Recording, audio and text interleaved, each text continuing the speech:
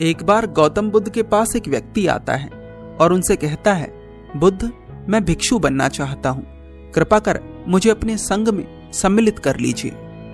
बुद्ध उस व्यक्ति से कहते हैं, मैं तुम्हें अवश्य सम्मिलित करूंगा, पर उससे पहले तुम्हें मेरे एक प्रश्न का उत्तर देना होगा। वह व्यक्ति बुद्ध से कहता है, पूछिए बुद्ध, क्या प्रश्न है आपका? बुद्ध पूछते हैं, तुम्हारा सबसे बड़ा भय क्या है? तुम्हें किस चीज से डर लगता है? वह व्यक्ति उत्तर देता है, बुद्ध, मुझे भूतों से बहुत डर लगता है। बुद्ध उस व्यक्ति से पूछते हैं, क्या तुमने कभी भूत देखा है?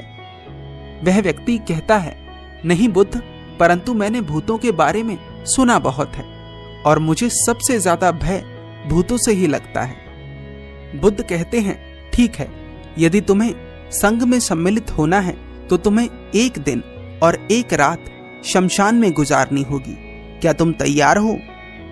वह व्यक्ति थोड़ा झिझकता है, पर भिक्षु बनने के लिए वह बुद्ध की इस बात को मान लेता है। अगले दिन वह व्यक्ति प्रातः ही शमशान पहुंच जाता है और देखता है कि कुछ देर में ही वहां एक अर्थी प्रवेश करती है।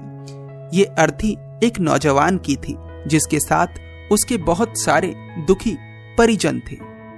कुछ देर बाद शमशान में एक और अर्थी आती है और इस अर्थी के परिजन भी कुछ दुखी थे और कुछ दुखी होने का नाटक कर रहे थे। पूरे दिन में वहां कई अर्थियों को लाया जाता है, जलाया जाता है और वह व्यक्ति सभी को बड़े ध्यान से देखता है। रात होती है और व्यक्ति का डरना शुरू हो जाता है। जैसे जैसे रात गहरी होती जाती है, उसका भय बढ़ता जाता है। हल्की सी आहट भी उसे एकदम से दहला देती है। पेड़ के पत्तों की सरसराहट भी उसे ऐसा महसूस करवाती है जैसे उसकी तरफ कोई बढ़ रहा है, पर जब वह पीछे मुड़कर देखता है तो उसे कुछ नहीं दिखता। पूरी रात वह सो नहीं पाता। जैसे तैसे करके वह रात काटता है।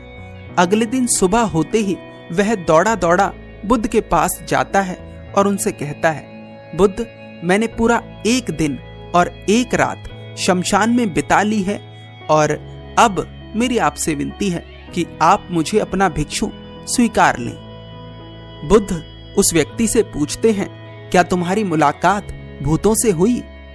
वह व्यक्ति बुद्ध से कहता है, बुद्ध, भूत का तो पता नहीं, पर मेरा भय चरम पर पहुंच गया था। मैं ही जानता हूं कि मैंने कैसे रात काटी है। अब बस आपसे मुझे यही आशा है कि आप मुझे संघ में सम्मिलित कर लेंगे।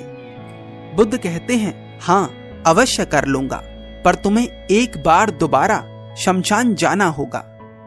वह व्यक्ति पूछता है, परंतु क्यों बुद्ध? बुद्ध कहते हैं, क्योंकि जिस बीज को मैं तुम्हारे भीतर बुआना चाहता था, उस बीज से तुम वंचित रह गए, इसीलिए तुम्हें दोबारा जाना होगा। बुद्ध की आज्ञा मानकर वह व्यक्ति अगले दिन प्रातः शमशान पहुंच जाता है और इस बार पूरे दिन में वह देखता है कि गरीब अमीर, जवान बूढ़ा, हर व्यक्ति की अर्थी शमशान में आती है और जलकर राख हो जाती है। इस बार वह व्यक्ति शमशान में लोगों के तरह तरह के बर्ताव देखता है। कोई वास्तव में दुखी था, कोई दुखी होने का नाटक कर रहा था, कोई ज्ञानवर्धक बातें कर रहा था, तो कोई तो अपनी हंसी रोक रहा था।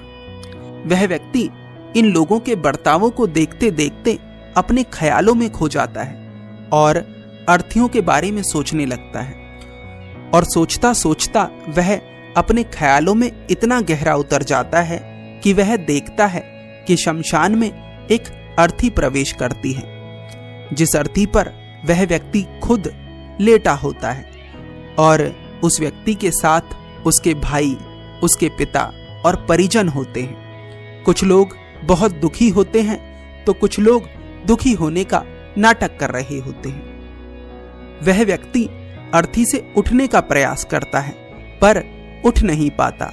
वह अपने पिता और भाई को इशारा करने का प्रयास करता है, उन्हें बताने का प्रयास करता है कि वो जिंदा है, पर वह यह कर नहीं पाता। व्यक्ति सब कुछ देख रहा होता है पर कुछ बोल नहीं पाता। उस व्यक्ति को अर्थी से उतारकर चिता पर लिटा दिया जाता है और फिर उस चिता में आग लगा दी जाती है। वह व्यक्ति रोता है, चीखता है, चिल्लाता है, पर उसकी कोई नहीं सुनता। अचानक उस व्यक्ति को होश आता है और वह देखता है कि उसके हाथ पैर स्वस्थ हैं, वह हिल पा रहा है, चल पा रहा है। वह व्यक्ति रोते हुए उसी समय दौड़कर बुद्ध के पास जाता है और उनसे कहता है, बुद्ध, बस अब एक भी क्षण बर्बाद नहीं करना।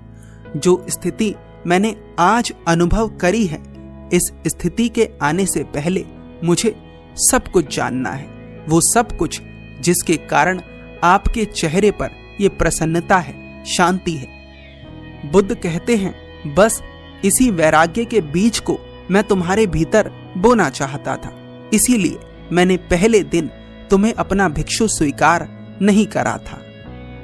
ये कहानी हमें सिखाती है कि समय उतना नहीं है जितना हम सोचे बैठे हैं, इसलिए जो करना चाहते हो, जो तुम्हें आवश्यक लगता है, उसे कर दो, वरना पछताने के लिए समय मिलेगा आगे।